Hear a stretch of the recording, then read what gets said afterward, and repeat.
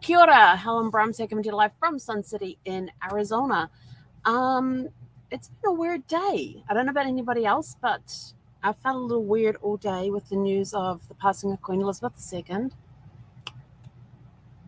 It hit me harder than I thought it would. And so we're going to have it's going to be a very different type of podcast tonight, because it's sort of got me thinking of where were you when, and all the different events that happened over the last 70 years of her reign, all the different things that have happened during that time. Where were you when this happened? Where were you when that happened? But there's so much history in there. And the Queen is going to be leaving a very, very long legacy that is going to be around for years and years and years and years to come. But yeah, I was working on in fact, I heard about her health issues just before I got on my 8 a.m. wake-up call this morning. And I thought, and my attitude at the time was, she's 96 years old. She's lived a very long life. Her husband of over 70 years passed away April last year. And, when you've been with somebody that long, you are going to miss them. And I was looking at pictures of her that were taken when he passed last year, and the latest picture I saw of her that was done on Tuesday when she got to meet the latest Prime Minister for England. And I thought how much she had aged during that time. And she's always been a figure. She's been there my entire life. But then I suddenly thought, hang on, my parents were around when she was coronated. So now I'm going to go and talk to my parents about what they remember about her coronation, because I'm going to see how this affects them as well. Because it's, she may be the Queen of England and the Commonwealth countries and all those people that come under those countries and everything else. And there may be countries like the United States that, she's visited from time to time, that she's met. 13 out of 14 of the US presidents. Lyndon Johnson she didn't get to meet for whatever reason. So, she did have, but, she may have been the Queen of England and Ireland and Scotland and Wales and, 14 Commonwealths throughout the world. But she's had a big impact over the last years. In some places it's been a major impact, in other places it's been a very quiet impact. But everybody knew who she was, and a lot of people admired her, and there were people out there that didn't, and I totally get that. Not everybody likes everybody, and as much as we would always like to have peace and harmony, it doesn't always happen. And then I was looking back, and I thought, what are some of my earliest memories? And for as long back as I can remember, she's always been there. And growing up in New Zealand, we got to hear a lot about the royal family on the news and things. But I did get to see her in person one time. She was driving by, but I got to see her. Back in 1977. Yes, it would be 1977. She was celebrating her 25th Jubilee. And her and Prince Philip came on a tour of New Zealand. And we were living in a little town called Fielding at the time. And it was about 30 minutes from Palmerston North, which is where I was born. And I can't remember. The only thing is I can't remember if my parents took us 3 kids or if I went with my Girl Guide troop. I know I was somewhere in Palmerston North for some parade with my Girl Guide troop. And I have a feeling that's what it was for. But I'm going to have to ask my mum to see if she remembers. But we were sitting there on the curb waiting, and so we had front row seats. And then when the parade started, when the royal procession started coming, we had to stand up because it's the Queen. And I remember waving to her as she went past, and she's looking around and waving to everybody, and Prince Philip was waving as well, and doing that little royal wave. And that was the highlight of my day. That day was I got to see the Queen, and that's the one and only time in my life that I've been in the same place as her and seen her in person. And but yeah, I've grown, and I suddenly thought, oh my gosh, her kids of growing up with her kids basically their entire lives. They were already born by the time I came along, but I've watched them all get married, and I thought I've watched every single one of them get married. Princess Anne's was the first to get married, and I watched her get married to Captain Mark Phillips, and watched that on TV. I got to stay up late to see a little bit of it. I didn't get to see the whole ceremony, but I got to see that. And then there was Prince Charles and Lady Diana that got married next, and then there was Prince Andrew and Sarah Ferguson, and then there was Prince Edward and Sophia, and I can't think of what her maiden name was. And I watched all of them get married, and then of course watched all the royal children come or the royal grandchildren come along, and I've the only royal weddings I have missed from her grandchildren is Beatrice and Eugenie when they got married. But I saw Prince William's wedding, I saw Prince Harry's wedding. In fact, Prince Harry's wedding, I got up in the middle of the night and I had to catch a plane that next morning. And here's a text from my mama. She's going to have to wait. Oh, I want to get her opinion on everything today. Hang on. So I've watched Prince William and Prince Harry. And so I remember Prince Harry's wedding. I didn't get to see when they left the church because I had to leave to go to the airport at that point. But I got to see the wedding ceremony. I got to see up to the point where they left the church. But I didn't see any of their ride back to the palace after that.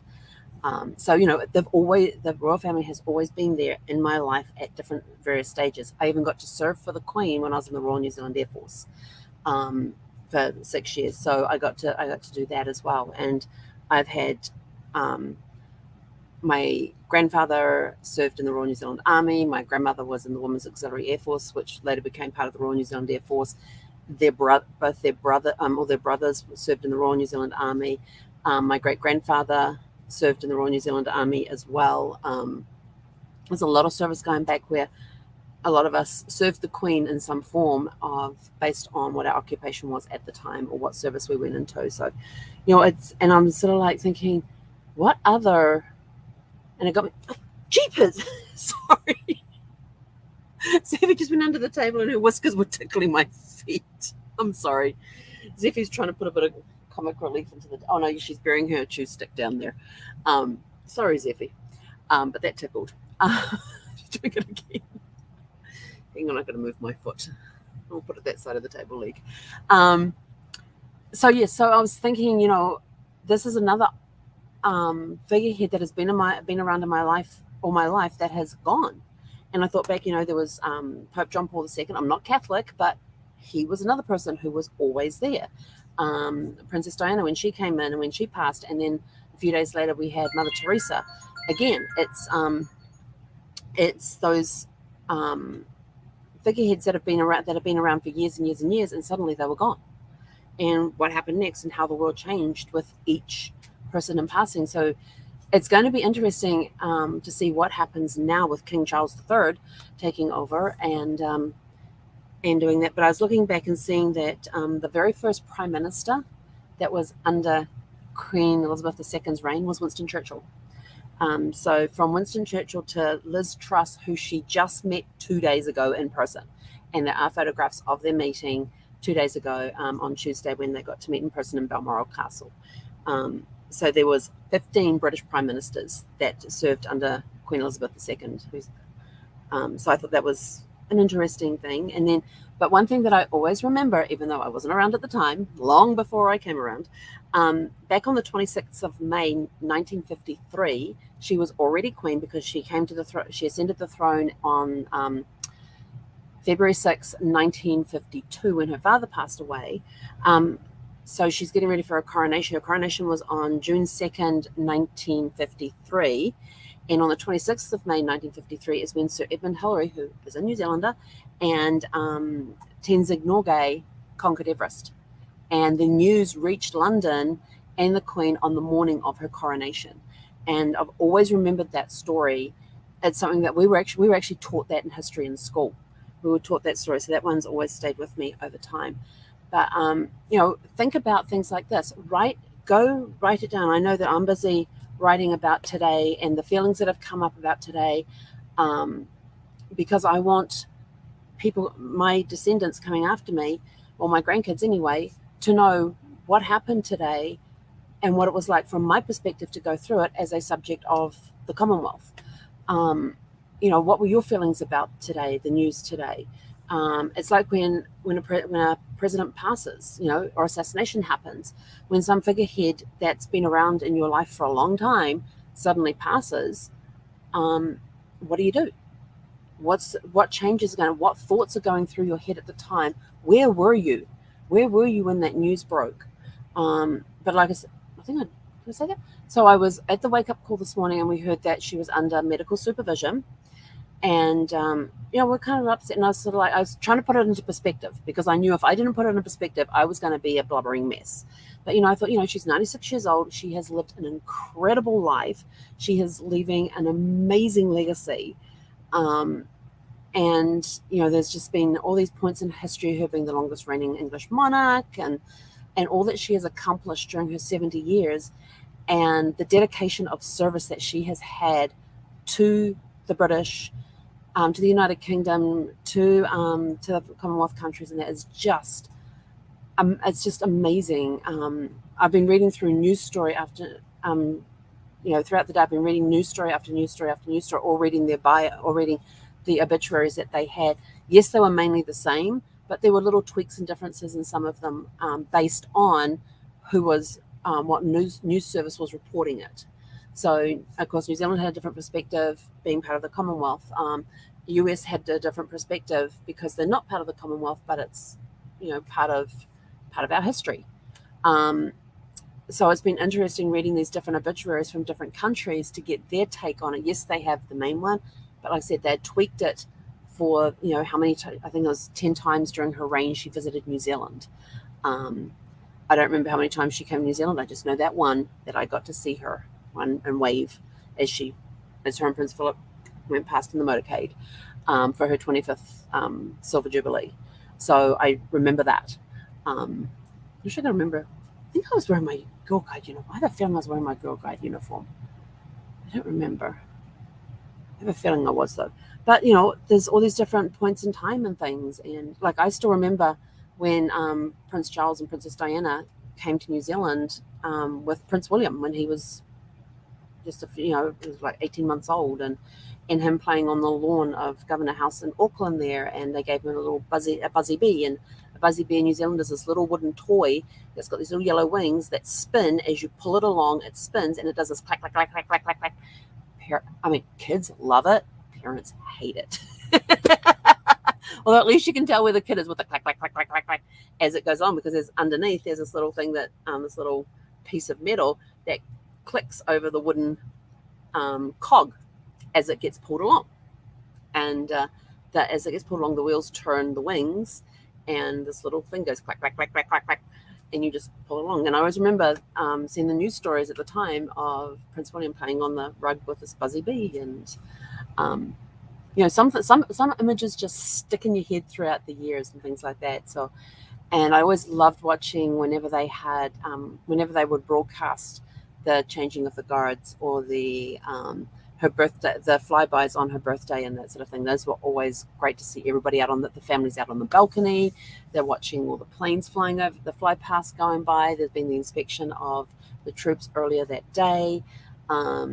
There's just a lot of memories of, yes, we only got to see her in the news and that sort of thing, and didn't get to meet her personally or anything like that. But just the fact of the amount of service that she gave of herself, that she dedicated her life to a life of service. And that was just she's a very inspiring woman, and she's basically had to live her life in the public eye. And as technology has changed, the royal family has become more and more exposed than what they used to be. When she was 21, she gave that speech about dedicating her life to service, no matter how long or short her life was going to be. And that was back, when she was 21 in 1947. Yeah, 1947. And about how she was dedicated, and that was at 21 years of age. And she says, through technology, she's able to broadcast this over the radio. And I'm like, wow, that's kind of cool. And then, later on, she's doing Zoom, and, the last few years she's been doing Zoom meetings and broadcasting live over the internet, as well as on radio and TV, as she's been doing her Christmas speeches are going to be so much different this year. I loved listening to the Queen's message every Christmas. It became a tradition to listen to the Queen's message on Christmas Day, and there won't be a Queen's message anymore, but there'll be a King's message. So that'll be rather interesting to see. So where were you when you heard the news? So of course, carrying on with when I heard the news, sorry, total sidetrack today. And then I was working on the help chat today when one of the people I work with on the help chat put into our private chat area that the Queen had passed. And I'm like, wait, what? They were under, and I went on and Googled, and there was only Harper's Bazaar was the only one that was reporting that she had just passed. None of the other news services had caught up with them at that point. And it had been like, and it was reported like 2 minutes ago, type of thing was written on there. And so I quickly went in and had a look, and they had like a thing from Twitter, I think it was, or Instagram or something like that, that had the announcement on there. And I was like, damn it.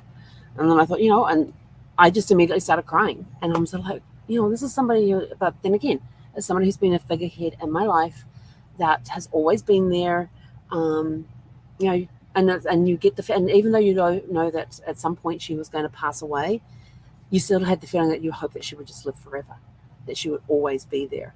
So that's the type of woman that she was, the type of influence she had over somebody who had never met her in person.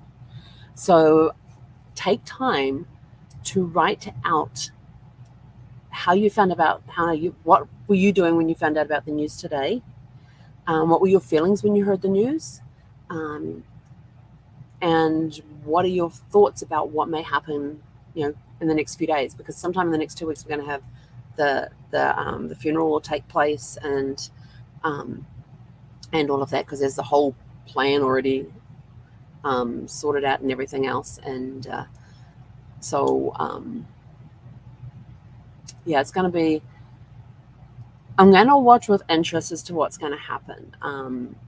The last coronation that we had, 70 years ago, there was nowhere near the coverage that the next that King Charles' coronation is going to pull. The coverage that is going to be on, the eyes that are going to be on him for his coronation are going to be so much more than when his mother was coronated. Yes, it was broadcasted on television, it was all captured on film and everything else, but they didn't have the technology that is around today. So it's going to be a very different thing that's going to happen. So it's going to be interesting now, given what technology was like 70 years ago when his mother was coronated, when she ascended the throne and was then coronated 18 months later, to King Charles has suddenly ascended the throne, and what's his coronation going to be like? It's going to be a very different feel, a very different vibe. But the fact that you get to witness a coronation is kind of cool when you think about it. So there's all sorts of things and all sorts of thoughts going through my head. Emotions have been up and down all day, and so it's been a very, very strange day. That's all I can say. From my perspective, it's just been a very strange day. I've tried to keep it as normal as possible, but lots of emotions kept coming up throughout the day. And but it was interesting because I got to see some photos I'd never seen before. I got to read some stuff that she's done that I didn't know about. So it's just kind of cool to think that all of this has been, her life has basically been documented, so anybody can go back in time and see her what she was like as a queen. So what were your thoughts of her as a queen? What are your thoughts about today and the news? Where were you when you heard the news?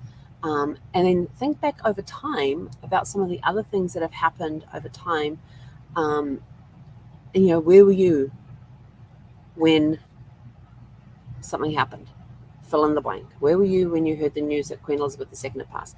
Where were you when 9/11 happened? Because that's coming up in 3 days. Where were you when the news that the Pope John Paul II had passed? Where were you when the news of Princess Diana had passed? Think about those historical moments. Where were you when, and fill in that blank, and then write down your story of where you were, how you heard about it, what your thoughts were about it, and that sort of thing. So this was an interesting exercise to go back and check it out. But anyway, I am out of here. I'm going to go talk with my mom. I'm going to see if they want to get on Zoom. It'd be nice to see them on Zoom. I haven't seen them on Zoom for a while. But go out, hug those that are closest to you. Let your loved ones know that you love them. Hold them close. And don't forget just to sit down and just think about your feelings on what's happened today. Write out your thoughts about what happened today so that future generations will know what it was like for you when such an incredible person passed away that's been a figurehead for so many people for so many years. But anyway, we will catch you guys back here tomorrow evening. And hey, Konara.